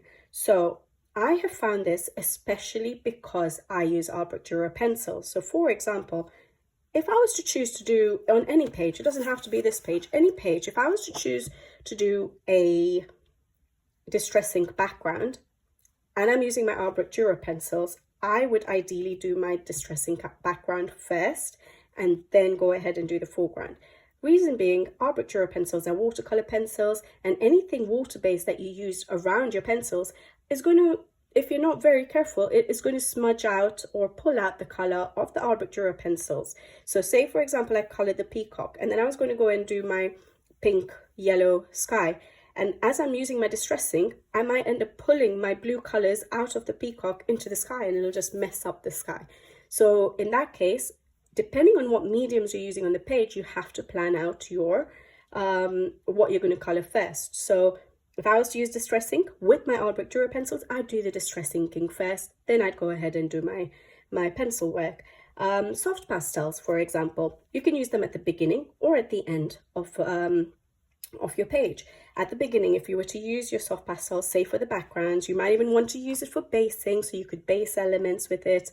And then certain areas where you get some soft pastel and you don't want it, so say for example, we had decided that the outer part of the frame would be a dark pink and my planet's going to be very, very pale yellow. So if I by mistake pulled my dark pink, if I did my soft pastel as my red violets and some of that red violet went onto the planet, I can erase that if I haven't yet colored my planet in. So if you do the soft pastels first, you can erase out areas that you did not want covered with that particular color of soft pastel.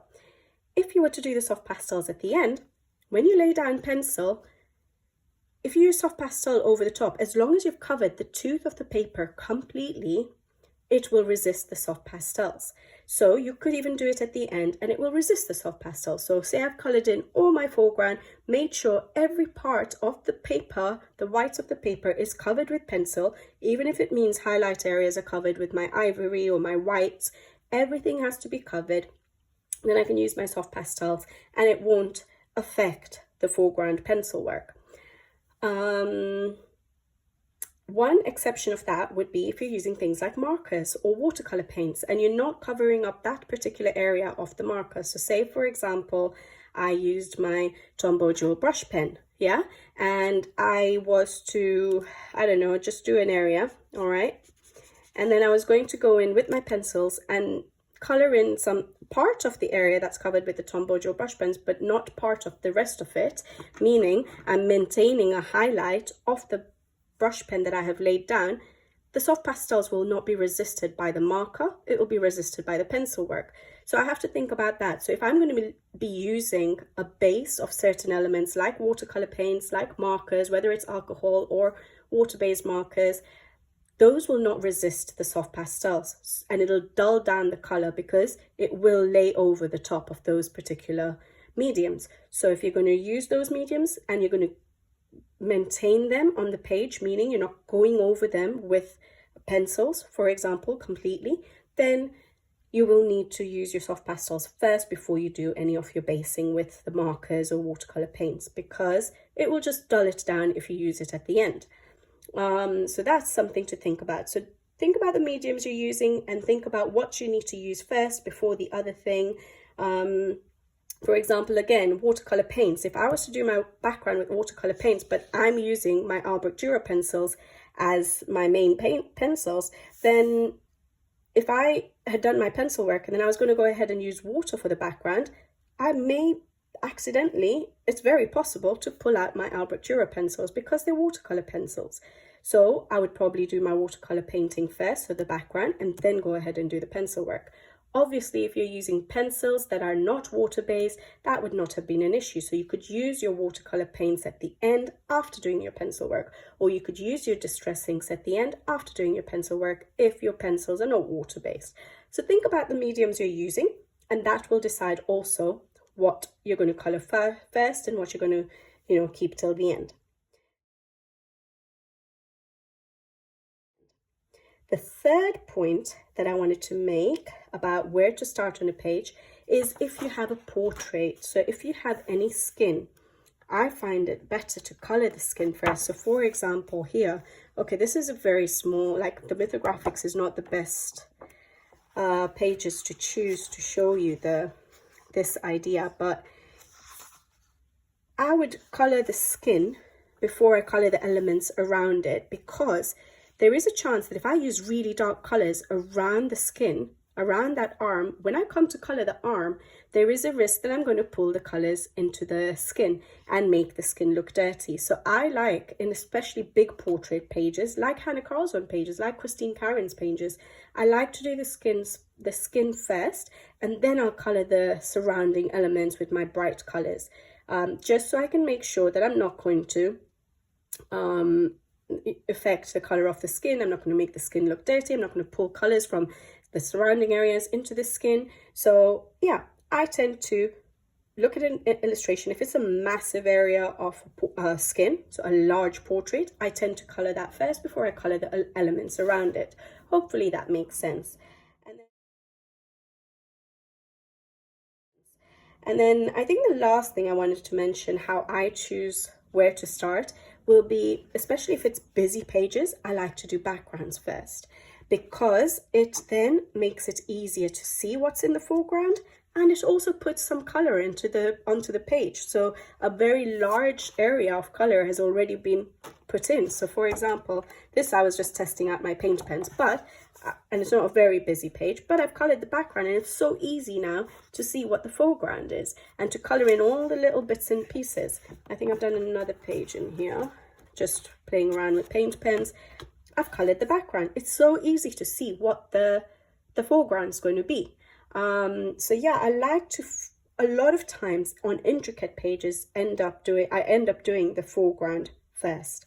The background first before the foreground, so that it makes it easier to see what's going on the rest of the page. It just means that there's so much color already put on, so it looks like you've, you know, progressed so far already on that page, even though you've just done a background. So yeah, I like to start with backgrounds. But I think most of the time, the things I go for is, yeah, an element I know and a background. And I think most of the time it is a background, because I tend to choose what my background color is going to be before I choose my foregrounds. I think my backgrounds do tend to set what my foreground colors are going to be. And I showed that on this page, because as soon as I saw this page, I knew, oh, that's what my background color is going to be. And now let me figure out what the foreground is going to be. So yeah, it sort of helps set the tone for the rest of your page. And I think I did that pretty much for a couple of my other pages, just to show you again. 100% I remember doing the background first on this page, and I decided what I wanted to do on the background before I decided everything else on the page. I knew the flamingo is going to be the flamingo color. I was going to go for realistic for this page, but I didn't know what color my flowers were going to be. I didn't know what color the lady and all was going to be. I just decided this is what I want for my background, and then that set the tone for the rest of the page. Similarly, I've already shown you this page, but I did this page. I did the background first. I knew what color I wanted to go for the background. Yes, this was a simpler page again, because there were not that many elements, but it did set the tone for what color my crystals were going to be, what color my snow was going to be. I didn't go for like a bright, or like a phthalo blue, for example, for the snow. I didn't go for purple tones for the snow, which sometimes I do. I worked with what I use for the background, for the snow, for the icicles, for the crystals. And obviously this was going to happen because I went for realistic colors for the red panda. But just pointing out that I did the background first, and it set the tone for the rest of the page for me. And this is exactly what has happened for this page. This is a bit more of a busy page in that there are a few more elements with more colors going to be coming in. And yet my mind was drawn to doing the background first. And then with that, I worked with whatever I had chosen for the background to figure out the foreground. So yeah, I think I most often go and choose my background first. I start with that, and then I carry on coloring. If there's a very large portrait, I will have to be very careful with doing the background first if I am going to do the background first. But then the next element to color would be the skin. And if you're stuck, if you don't know what to do for the background, because that for me as well is the most challenging part. I find it quite challenging to figure out backgrounds sometimes, and I just want to get stuck into a page, then I will go ahead and I'll color an element on the page that I know what color I'm going to do it. So for example, if it's a page which has a lot of leaves or trees or grass, I know I'm going to do, more than likely, if I'm not doing a whimsical fantasy sort of illustration, it's going to be my natural greens I use, or my yellow greens and stuff. So I'll go ahead and I'll start just putting color on the paper. So I'll start with something I know, like green grass. In this case, I could do the leaves if I was stuck, or the peacocks, because I know I'm going to go for more realistic colors for the peacocks. So it's something like that, and that will start your creativeness flowing, and you'll be able to then figure out the rest of the colors. Hope this helps a little bit. I hope you guys are enjoying the series. I know this has been a long video with a lot to take in, but we made some really good progress. Now, obviously, this would be a bit of a quicker process if you were doing it on your own, but I was trying to talk you guys through it. I was trying to sort of apply some theory to it. But like I said, my theory, my personal color theory is whatever colors look good together, go for it. And that's how I do my coloring, because I want to enjoy my coloring. I don't want to get bogged down by the theory and the science behind colors. I want to see that, yes, I enjoy these colors. I like the way they look. I'm going to color it like that. I'm not going to think that, oh, that particular blue is not going to go with that particular pink or anything like that. If it looks like it works, go for it. All right. But hopefully it does help a little bit. Just give you some ideas where to look for inspiration, how to choose colors, sometimes using color palettes, what other resources there are available out there. Like I said, Sarah Renee Clark's color cubes, and the books that are out there. Yeah, so hopefully it has helped. Now, video 3, I will be going into showing you how I do my shadows, my highlights, how to make my page look like, give 3D effects to certain elements on my page, how to give my page depth, I may cover a little bit of basing because some people have asked that. So it's going to be quite a lot of information again, but I might color some elements of this off screen to get me started, and then I'll show you on screen. So I will be hopefully working on this page on the next video, and hopefully share with you some of my other tips on how I carry on with this particular page. So until then, I'll get going and I'll leave you with all of this information, let it sink in, and we'll see you again on the next video. So until then, take care. Sorry if the lighting and everything changed, I couldn't really help it. And I wanted to get this video out. There was so little left to just discuss with you guys, so I just wanted to finish it for you. And yeah, I'll see you in the next one. All right, take care. Thank you for watching, and bye.